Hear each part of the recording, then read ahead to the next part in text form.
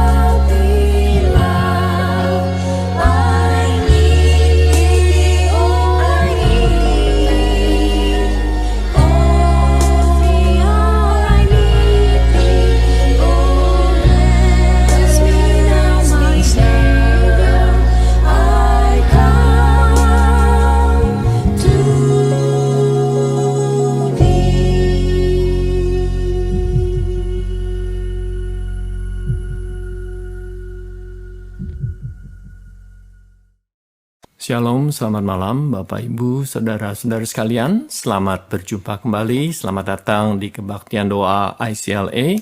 Saya bersyukur minggu lalu saya bisa ketemu dengan banyak dari Bapak Ibu, Saudara-saudara sekalian yang beribadah in person di gereja. Dan saya juga mau mengajak saudara-saudara sekalian yang sudah divaksinasi dan merasa nyaman untuk datang beribadah on-site secara in-person. Bapak, Ibu, saudara-saudara sekalian, mari kita menyiapkan hati kita untuk doa teduh.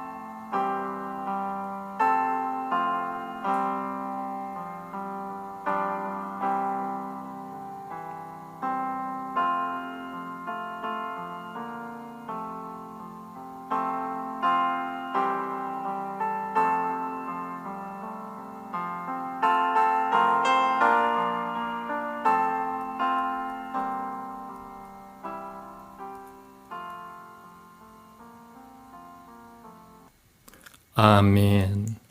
Panggilan beribadah malam hari ini diambil dari Mazmur 108 ayat 2 sampai dengan ayat 4. Demikianlah firman Tuhan. Hatiku siap ya Allah, aku mau menyanyi, aku mau bermazmur. Bangunlah hai jiwaku, bangunlah hai gambus dan kecapi. Aku mau membangunkan fajar. Aku mau bersyukur kepadamu di antara bangsa-bangsa ya Tuhan. Dan aku mau bermazmur bagimu di antara suku-suku bangsa. Demikian firman Tuhan. Mari sama-sama kita menaikkan satu pujian yang berjudul Aku Hendak Bersyukur.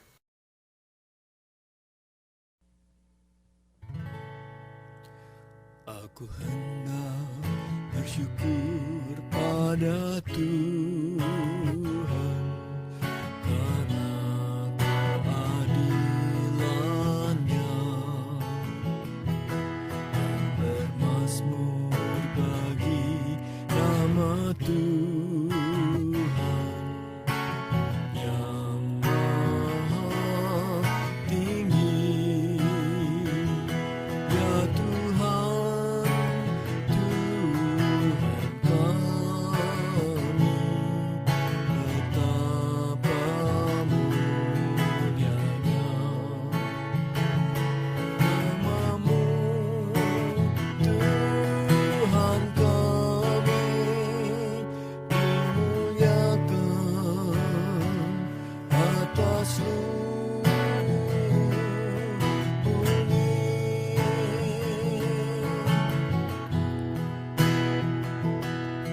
Aku hendak bersyukur pada Tuhan karena keadilan-Nya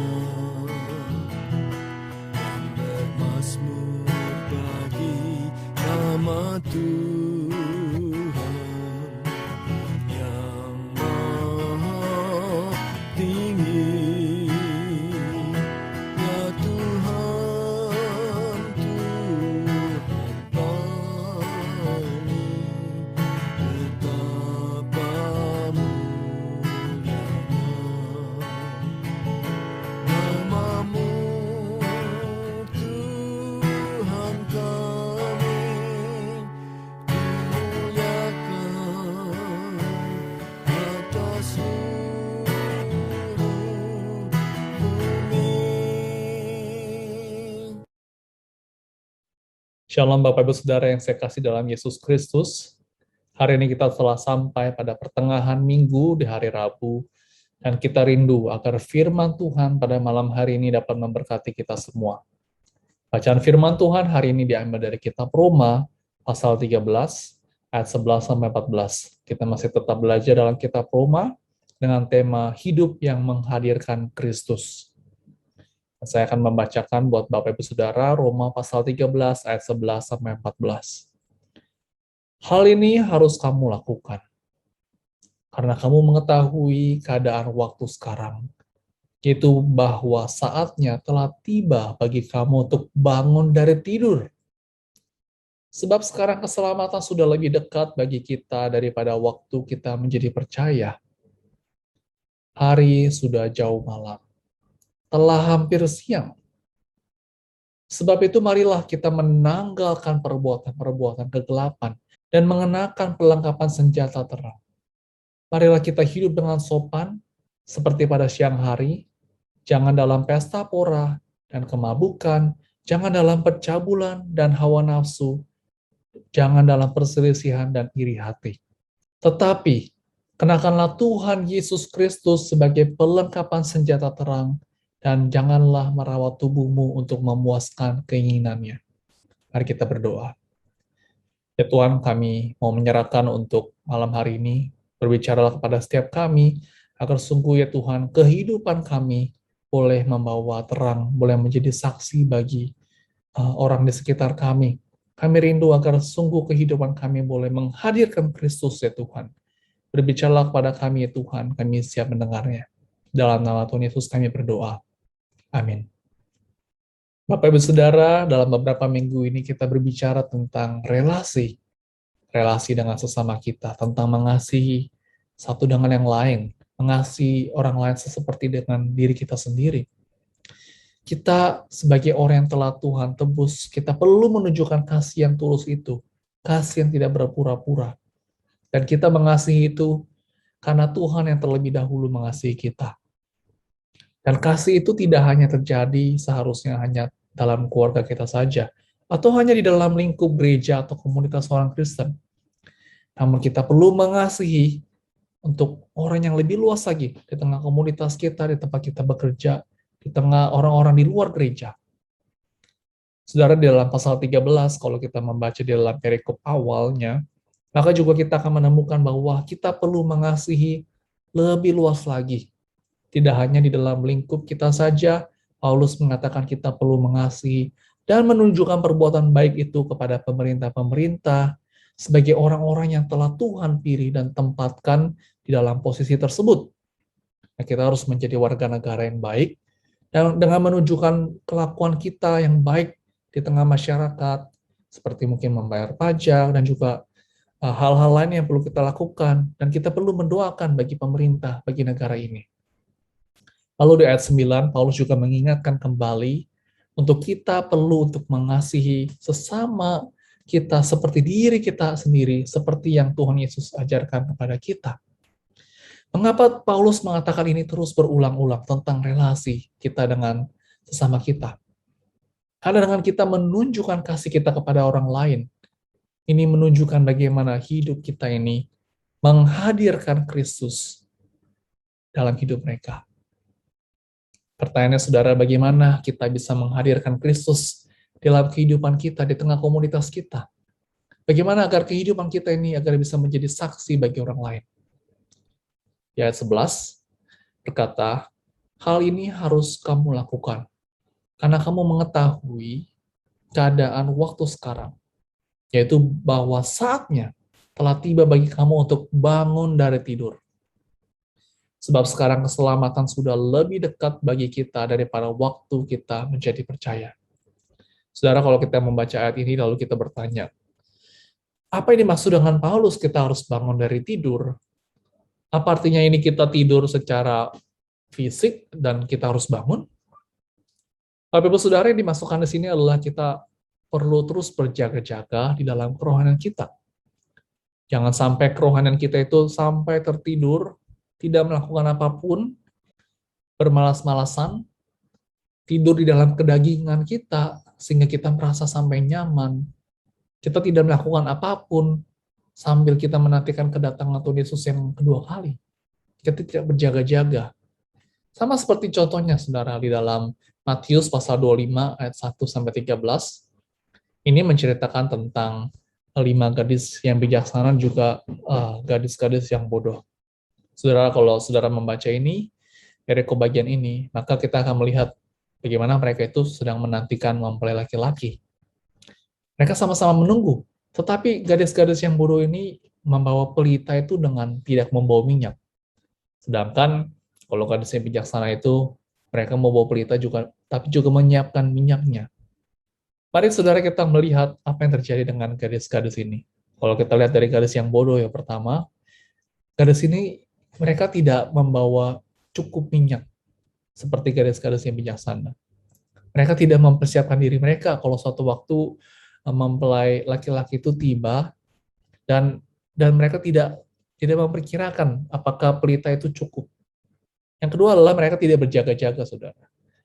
Mereka sudah membawanya mungkin pelita itu minyaknya pas-pasan, tapi mereka tidak berjaga-jaga juga. Dikatakan malah mereka ngantuk, mereka tertidur waktu malam telah tiba. Dan mereka tidak sadar bahwa pelita yang mereka bawa itu sudah akan segera padam. Padahal untuk menantikan mempelai laki-laki itu adalah satu momen yang sebenarnya mereka begitu nanti-nantikan. Tapi mereka malah tertidur, mereka terlelap, dan mereka tidak sadar bahwa pelita itu akan segera padam.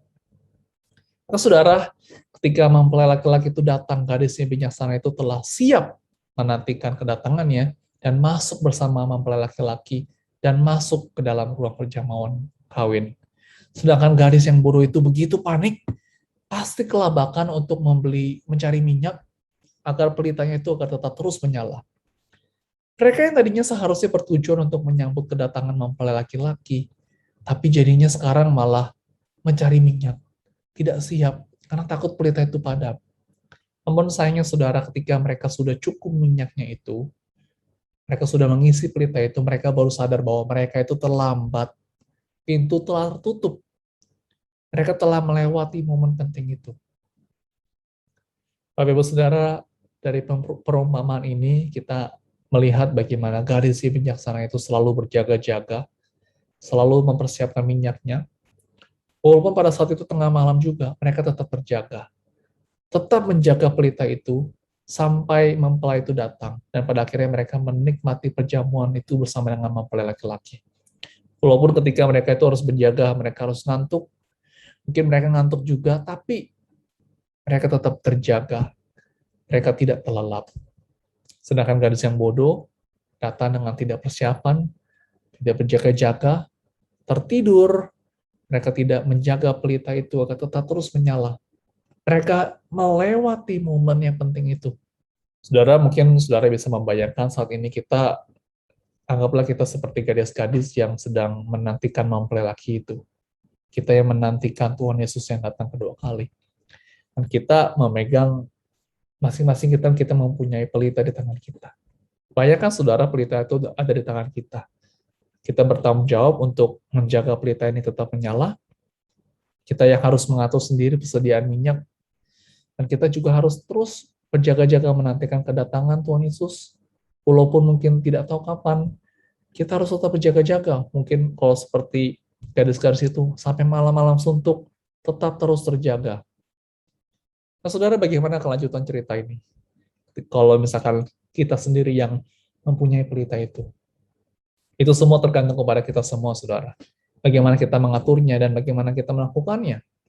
Namun Tuhan begitu baik, saudara, begitu mengasihi kita, bahwa Dia sudah memberikan nasihat firman Tuhan ini kepada kita, sudah memberitahukan kebenaran ini, bahwa keselamatan sudah lebih dekat dibandingkan sewaktu kita pertama kali percaya. Dengan mengetahui ini, seharusnya kita menjadi lebih terjaga. Jangan sampai kita tertidur dan tidak terjaga, khususnya di dalam kita menjalani kehidupan rohani kita. Di dalam ayat 12, Paulus juga menjelaskan apa yang harus kita kenakan agar kita menghadirkan Kristus dalam hidup kita. Hari sudah jauh malam, telah hampir siang. Sebab itu marilah kita menanggalkan perbuatan-perbuatan kegelapan dan mengenakan perlengkapan senjata perang.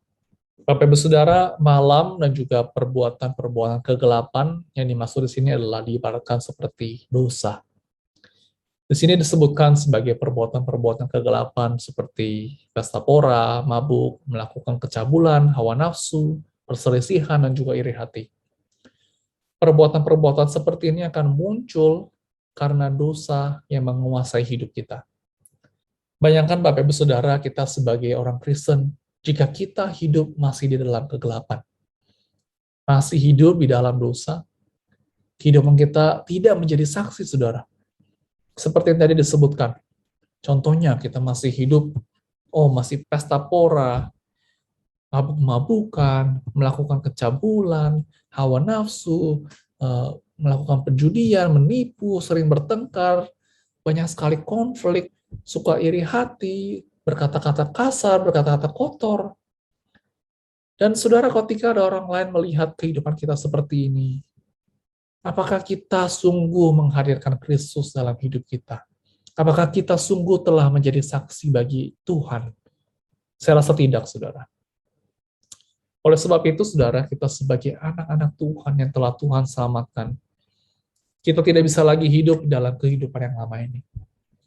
Dan Paulus mengibaratkan sebuah kata, yaitu mengenakan perlengkapan senjata perang. Ya, seperti yang ayat yang tertera di layar ini. Mengenakan adalah satu kata yang dipakai untuk pakaian, saudara. Betul ya, kayak kita mengenakan pakaian gitu ya. Seperti di gambar ini, saudara, saya mengilustrasikan seperti pakaian yang kotor. Ada pakaian yang kotor, yaitu pakaian yang dekil mungkin, bau, sudah terkena kotoran. Nah, saudara, ini diibaratkan seperti dosa atau mungkin kehidupan kita yang lama, kehidupan yang penuh dengan kegelapan. Itulah dikatakan pakaian kita sebelumnya, sebelum kita mengenal Kristus.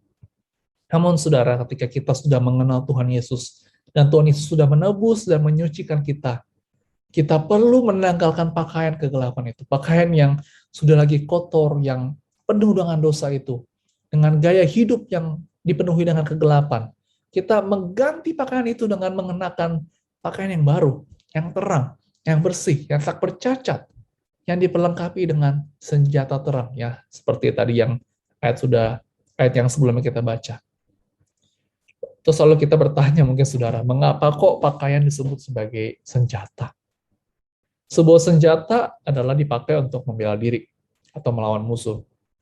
Kita saudara sebagai orang Kristen ini sebenarnya tetap terus berperang dan juga bergumul dengan kedagingan kita atas godaan-godaan, dosa, serangan-serangan kegelapan yang mungkin ada dalam dunia ini. Maka dari itu kita perlu dilengkapi oleh sebuah senjata terang itu untuk melawan itu semua. Di dalam ayat 14 dikatakan, kenakanlah Tuhan Yesus Kristus sebagai perlengkapan senjata perang.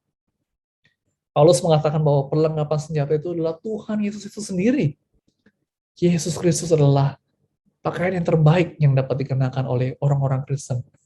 Pakaian yang sopan, istimewa, bercahaya. Tanpa Kristus, kita akan terlihat seperti pakaian yang kotor dan tidak layak.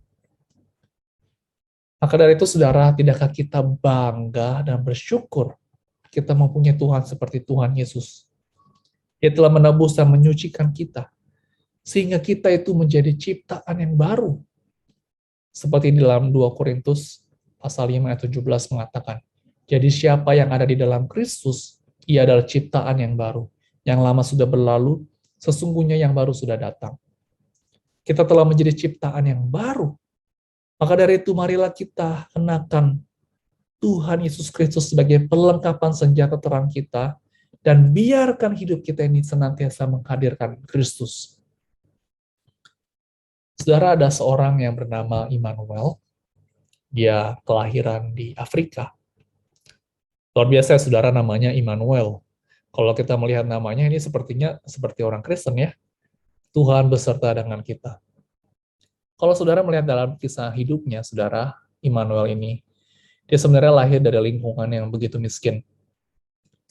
Saking susahnya itu, dia hidup dengan penuh kesulitan, mungkin untuk makanan begitu sulit. Dan pada umur 9, saudara, dia itu harus hidup di dalam panti asuhan. Karena orang tuanya itu sakit-sakitan dan tidak ada uang lagi, tidak bisa mengurusnya lagi. Jadi, dengan terpaksa, saudara, Immanuel ini harus tinggal di dalam panti asuhan. Tentu, saudara, dia hatinya begitu hancur, karena dia kehilangan akan rasa sayang dari orang tuanya. Dia begitu kehilangan atas kasih yang seharusnya diterima dari orang tuanya. Jadi dia merasa begitu terhilang, tersesat, kehilangan arah tujuan hidup. Pada waktu Immanuel berumur 16 tahun, saudara, Immanuel itu melihat ada satu grup geng yang sebenarnya tidak begitu baik. Nah, geng ini ya mungkin terlihat orang-orangnya kuat, orang-orang yang macho, dan dia ini tergoda sekali untuk ikut geng ini, karena mungkin terlihat lebih keren, karena terlihat orang-orangnya itu kuat-kuat. Apalagi orang-orang di grup geng ini selalu menggoda dia, ayo ikut geng ini. Kenapa? Karena kalau kamu ikut geng ini, kamu bisa jadi lebih kuat. Ada kekuatan-kekuatan mistis, ilmu-ilmu gelap yang akan membuat kamu itu menjadi tidak terkalahkan. Wah, Immanuel ini tergoda untuk ikut, saudara. Maka pada akhirnya Immanuel ini akhirnya ikut di dalam geng ini. Jadi kehidupannya ini menjadi kacau balau, saudara. Dia akhirnya menjadi seorang kriminal. Dia dilatih, saudara, di dalam geng ini dilatih untuk menjadi pembuat kriminal. Dia dilatih bagaimana caranya untuk mencuri. Diajarkan bagaimana menjadi pencuri yang handal. Jadi saudara bisa bayangkan kehidupannya hancur bagaimana. Dia diajar juga untuk minum-minum, pesta pora, mabuk-mabukan, kehidupan malam yang tidak baik. Tapi Tuhan begitu baik, saudara. Tuhan menjamah hatinya. Ada satu waktu di dalam panti asuhan, ada satu organisasi Kristen yang bernama Bible Society of South Africa. Dan di sana mereka mengajarkan tentang kekristenan. Mengajarkan juga tentang bagaimana mereka itu harus menjadi warga negara yang baik. Pada awalnya, saudara, ketika dia mendengarkan tentang kekristenan, dia tidak mau berpartisipasi, dia hanya duduk dan mendengarkan saja. Tapi pelan-pelan hatinya itu terbuka, khususnya ketika dia mendengarkan akan pribadi tentang Tuhan Yesus. Hidupnya betul-betul diubahkan, yang tadinya berada di dalam kegelapan, dia diperbaharui, dia bertobat dan hidupnya diubahkan menjadi ciptaan yang baru. Pada akhirnya dia datang kepada pendeta untuk meminta konseling, bimbingan. Dia mengaku kepada Tuhan atas dosa-dosanya yang telah diperbuat. Dan dia mau berbalik dari kehidupan yang penuh dengan kegelapan, yang penuh dengan perbuatan kriminal itu. Dia mau berhenti dari itu semua, mau menjadi hidup yang bagi Tuhan. Dia mau menjadi saksi Kristus dengan melayani di panti asuhan, saudara, di mana dia tumbuh. Dia mau menjadi mentor bagi anak-anak yang lebih muda daripadanya. Bahkan dia mengatakan seperti ini, saudara. Saya mau mengajarkan kepada anak-anak muda untuk mengenal akan Tuhan Yesus Kristus. Dan saya mau mengajarkan mereka jangan sampai hidupnya seperti saya yang dulunya begitu kelam, yang terjebak di dalam kegelapan. Bapak Ibu Saudara, Immanuel telah diubahkan dari hidupnya yang begitu gelap menjadi terang. Seperti namanya, yaitu Immanuel, Tuhan begitu beserta dengan dia. Tapi Tuhan tidak hanya beserta dengan dia, Tuhan juga beserta dengan kita. Tuhan rindu agar kita sebagai anak-anaknya yang telah Tuhan tebus, boleh menjadi saksi, boleh menghadirkan Kristus di dalam kehidupan kita, lewat tutur kata, lewat perbuatan kita, dimanapun Tuhan tempatkan kita. Kiranya firman Tuhan pada malam hari ini, saudara, dapat mengingatkan kita untuk terus boleh menjadi saksi bagi Kristus, untuk menjadi saluran berkat-Nya, dan hidup kita ini boleh sungguh-sungguh menghadirkan Kristus, dan boleh memuliakan nama Tuhan. Mari kita sama-sama kita berdoa. Ya Tuhan, kami mengucap syukur atas pemberitaan firman Tuhan pada malam hari ini. Kami diingatkan bagaimana Engkau yang begitu baik terhadap kami, Engkau yang telah memilih kami menjadi anak-anak-Mu, sehingga kami yang tadinya hidup dengan penuh kegelapan, kami boleh menjadi anak-anak terang karena Engkau yang telah menebus kami. Kami bersyukur ya Tuhan. Kami rindu ya Tuhan agar sungguh kehidupan kami ini boleh menjadi saksi bagi-Mu. Hidup kami ini boleh menjadi garam dan terang bagi dunia. Kami rindu ya Tuhan agar sungguh setiap tutur kata kami, perbuatan kami boleh sekali lagi menjadi saksi dan boleh menghadirkan Kristus dalam hidup kami dan memuliakan nama-Mu. Terima kasih Tuhan, kiranya Kau boleh menolong kami. Di dalam nama Tuhan Yesus kami berdoa. Amin. Bapak, Ibu, Saudara-saudara sekalian, sebelum kita menaikkan doa syafaat kita, mari kita bersama-sama menyanyikan satu lagu penyembahan yang berjudul Saat Ini, Saat Indah. Saat ini, saat indah, ku memuji dan menyembah hadirat-Mu.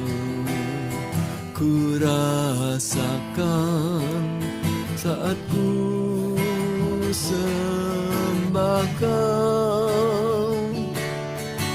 Saat ini, saat Tuhan Kau curahkan urapan-Mu, hadirat-Mu ku rasakan saat ku sembah Kau. Hadirat-Mu ku rasakan saat ini, saat ini. Urapan-Mu ku rasakan saat aku menyembah Kau Tuhan.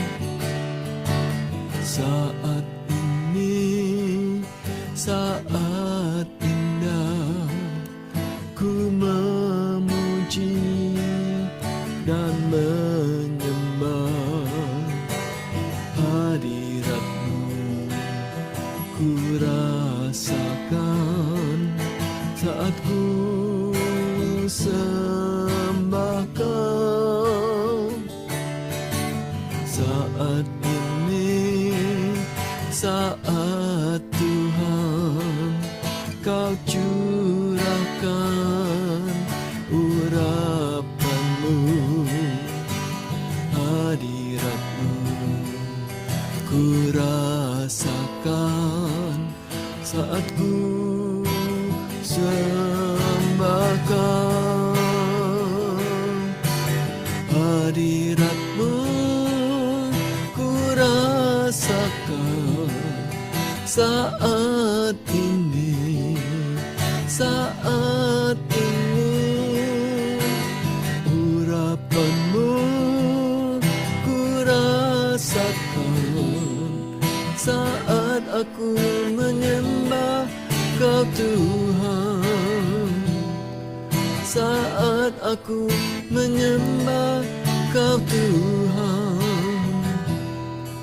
Saat aku menyembah Kau Tuhan.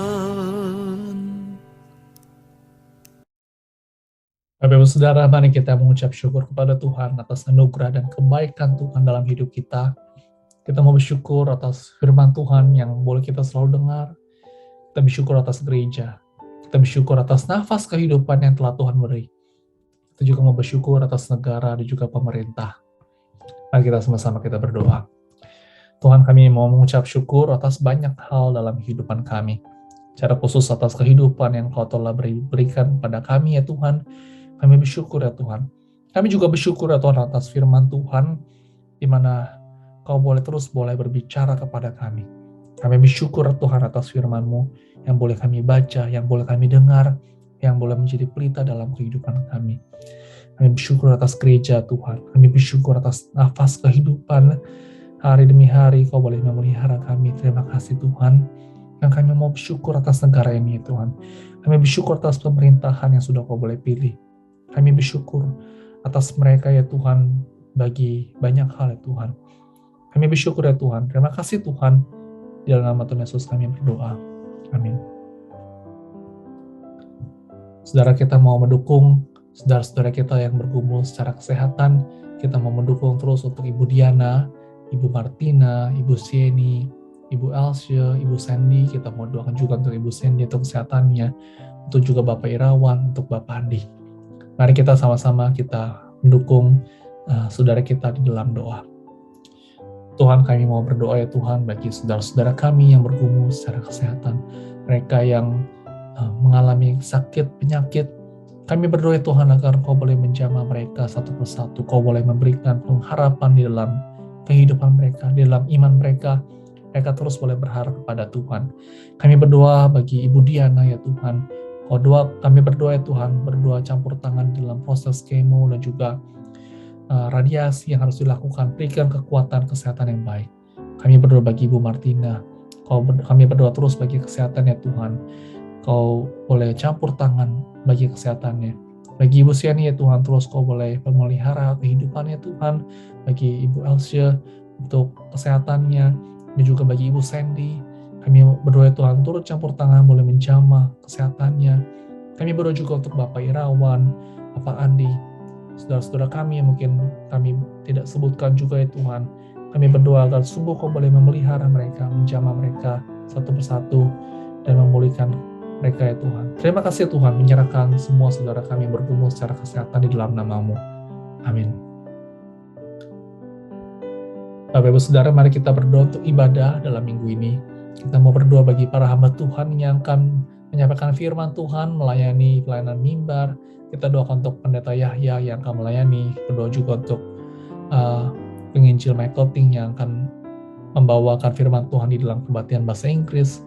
Mari kita berdoa juga untuk seluruh kebaktian yang ada, kebaktian Indonesia, kebaktian Inggris, kebaktian anak, agar sungguh Tuhan boleh memberkati, dan juga Tuhan boleh memberkati juga para pelayan Tuhan yang melayani, agar sungguh Tuhan boleh memakai mereka dengan luar biasa dalam kebaktian minggu ini.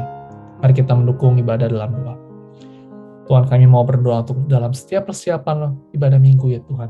Bagi para hamba Tuhan yang melayani, kiranya Kau boleh campur tangan, secara khusus bagi Pak Yahya yang akan menyampaikan firman Tuhan. Kau berkati ya Tuhan, Kau boleh pakai dia dengan luar biasa.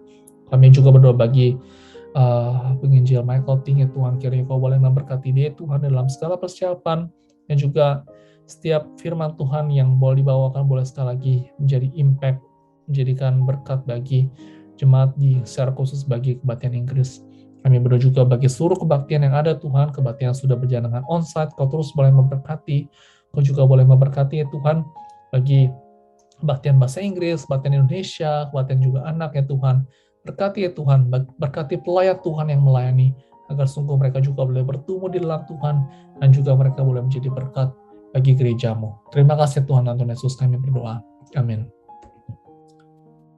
Saudara, mari kita berdoa untuk setiap keluarga di ICLA, agar sungguh mereka boleh memiliki kehidupan spiritual yang baik, kehidupan mental yang baik, terutama di dalam mengatasi kondisi kehidupan yang tidak mudah saat ini di tengah pandemi. Kita juga mau ingat juga para lansia, agar Tuhan boleh memelihara dan juga memberkati. Mari kita berdoa. Tuhan, kami mau berdoa bagi setiap keluarga di ICLA ya Tuhan. Kami berdoa agar di tengah pandemi ini, di tengah kesulitan, mungkin di tengah perekonomian, di tengah banyak hal, pekerjaan, dan hal-hal lain ya Tuhan, yang menjadi pergumulan kehidupan bagi keluarga. Kami berdoa ya Tuhan, agar sungguh mereka terus boleh bertumbuh, mereka terus boleh mencari Tuhan, kehidupan mereka boleh menjadi saksi bagi Kristus, mereka boleh memiliki spiritual dan juga mental yang baik ya Tuhan. Kami menyerahkan juga ya Tuhan, bagi para yang sudah lansia, yang sudah lanjut usia, yang sudah usia indah ya Tuhan, kami berdoa bagi mereka. Kau boleh memelihara, Kau boleh campur tangan, mungkin di tengah mereka mungkin bergumul secara kesehatan, kiranya Kau boleh menjamah mereka ya Tuhan. Mereka yang mungkin sendiri ya Tuhan, kiranya Kau boleh memelihara. Kau berkati keluarga mereka, anak-anak cucu mereka ya Tuhan. Terima kasih Tuhan, dalam Tuhan Yesus kami berdoa. Amin. Saudara, kita mau berdoa bagi anak-anak dan juga remaja, agar tetap mereka bertumbuh dengan baik, memiliki relasi yang baik juga dengan sahabat-sahabatnya, teman-temannya, dan juga keluarga. Kita doakan untuk masa-masa studi mereka, agar Tuhan boleh memberkati. Kita doakan juga Tuhan boleh memberkati pekerjaan para orang tua, dan boleh menjadikan mereka teladan bagi anak-anaknya. Mari kita sama-sama kita berdoa. Tuhan, kami mau ingat untuk anak-anak di ICLA dan juga remaja ya Tuhan, dalam tangan-Mu. Mereka adalah masa pertumbuhan, di mana mereka saat ini, mereka ada banyak sekali mungkin tantangan dalam hidup, dalam masa studinya ya Tuhan. Kiranya Kau boleh campur tangan ya Tuhan dalam setiap kehidupannya.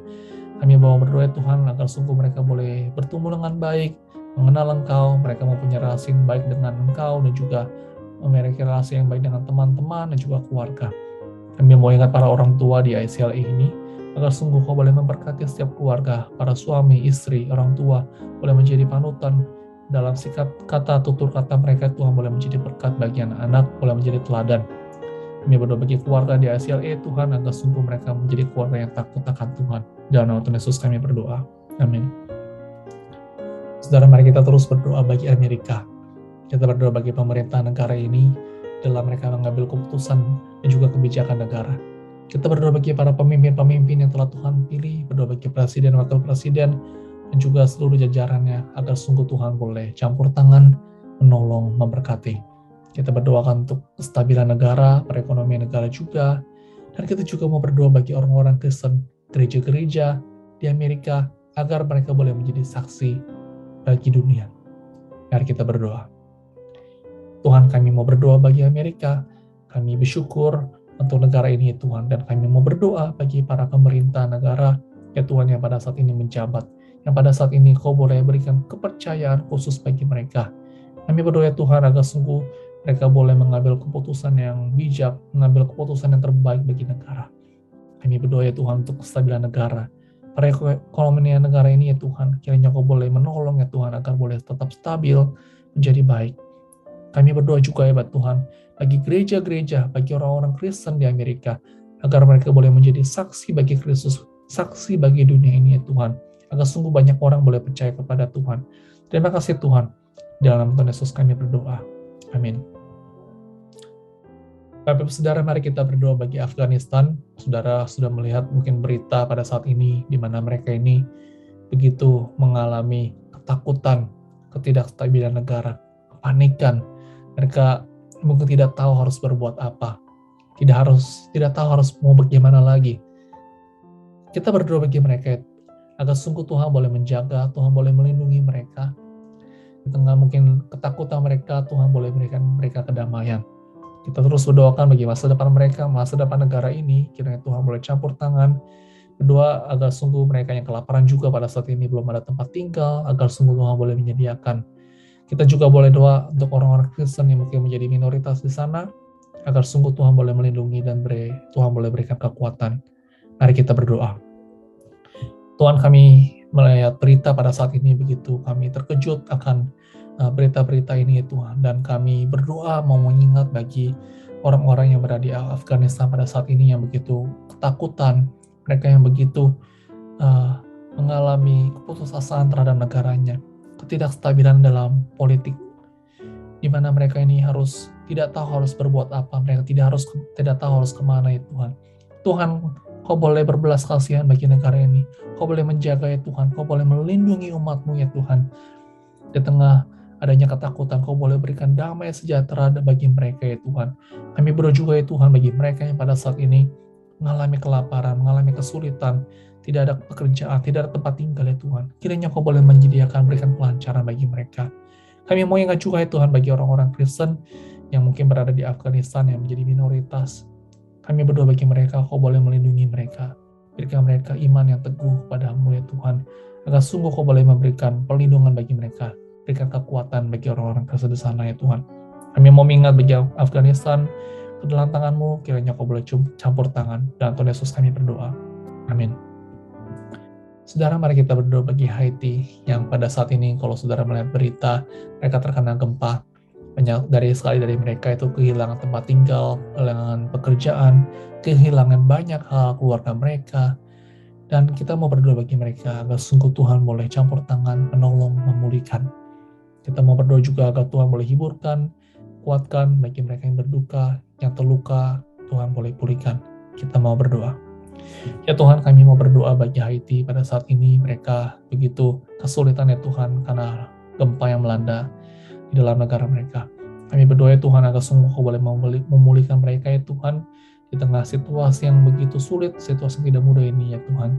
Mereka mungkin kehilangan akan banyak hal, kehilangan anggota keluarga mereka, kehilangan pekerjaan, kehilangan tempat, banyak hal sekali ya Tuhan. Ya Tuhan, Kau boleh berbelas kasihan bagi mereka, Kau boleh memberkati, melindungi mereka ya Tuhan, berikan kekuatan bagi mereka yang terluka, kiranya Kau boleh memulihkan, bagi mereka juga yang berduka, Kau hiburkan ya Tuhan. Kami mau menyerahkan untuk negara, kami menyerahkan bagi mereka yang bekerja keras untuk semua ini dapat stabil ya Tuhan, agar lebih baik ya Tuhan. Kami berdoa bagi mereka agar sungguh Kau boleh memberikan kekuatan bagi mereka, bagi pemerintah ya Tuhan. Terima kasih Tuhan, menyerahkan Haiti dalam tangan-Mu, dalam Tuhan Yesus kami berdoa. Amin. Saudara, mari kita membawa pergumulan pribadi kita kepada Tuhan. Mari kita sama-sama kita berdoa.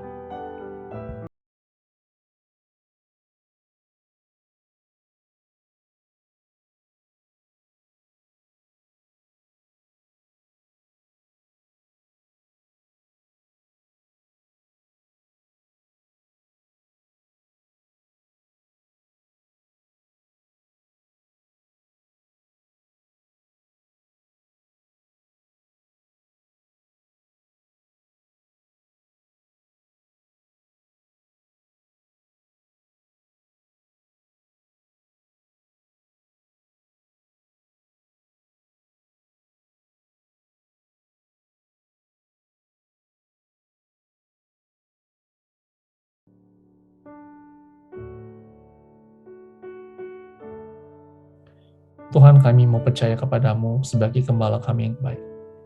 Kami mau taat atas pimpinanmu. Pimpin kami ya Tuhan di tengah mungkin pergumulan kami, situasi kami yang tidak begitu mudah. Kami mungkin bergumul secara kesehatan, bergumul dalam pekerjaan kami, keluarga kami. Kau tolong ya Tuhan. Ajar kami Tuhan untuk terus bersandar kepadamu ya Tuhan. Kami mau menyerahkan semua pergumulan kami kepadamu. Kiranya kau boleh mendengar seruan doa kami. Di dalam nama Tuhan Yesus kami berdoa. Amin. Bapak, Ibu, Saudara-saudara sekalian, mari kita menaikkan doa yang diajarkan Tuhan Yesus pada murid-muridnya, yaitu doa Bapa kami. Bapa kami yang di surga, dikuduskanlah namamu. Datanglah kerajaanmu, jadilah kehendak-Mu, di bumi seperti di surga. Berikanlah kami pada hari ini makanan kami yang secukupnya, dan ampunilah kami akan kesalahan kami, seperti kami juga mengampuni orang yang bersalah kepada kami. Dan janganlah membawa kami ke dalam pencobaan, tetapi lepaskanlah kami daripada yang jahat. Karena Engkaulah yang mempunyai kerajaan dan kuasa dan kemuliaan sampai selama-lamanya. Amin. Mari kita tutup ibadah kita malam hari ini dengan menyanyikan lagu Tuhan, Inilah Hidupku.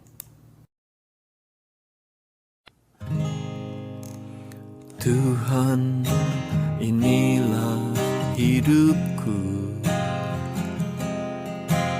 Ku serahkan padamu segala cita-citaku, masa depanku menjadi milikmu. Jadikan kami terang-Mu di tengah kegelapan dunia, membawa bangsa-bangsa kepadamu. Tuhan, ini kerinduanku bagimu Tuhan, seluruh hidupku. Pakailah Tuhan bagi kemuliaan-Mu. Genapi seluruh rencana-Mu sampai bumi penuh kemuliaan-Mu. Bagimu Tuhan seluruh hidupku. Pakailah Tuhan bagi kemuliaan-Mu. Genapi seluruh rencana-Mu sampai bumi penuh kemuliaan-Mu. Sampai bumi penuh kemuliaan-Mu. Sampai bumi penuh kemuliaan-Mu. Bapak Ibu Saudara, mari kita mengakhiri kebaktian doa ini dengan menerima berkat dari Tuhan. Tuhan memberkati engkau dan melindungi engkau. Tuhan menyinari engkau dengan wajah-Nya dan memberi engkau kasih karunia. Tuhan menghadapkan wajah-Nya kepadamu dan memberi engkau damai sejahtera. Amin. Mari kita mengambil waktu teduh sejenak.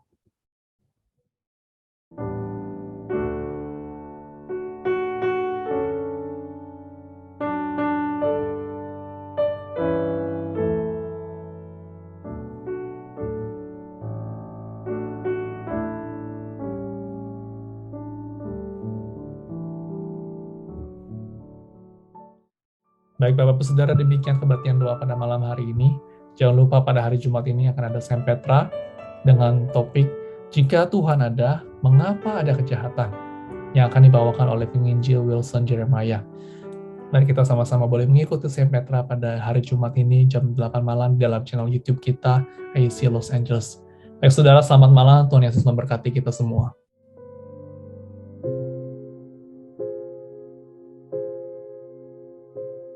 Turn your eyes upon Jesus.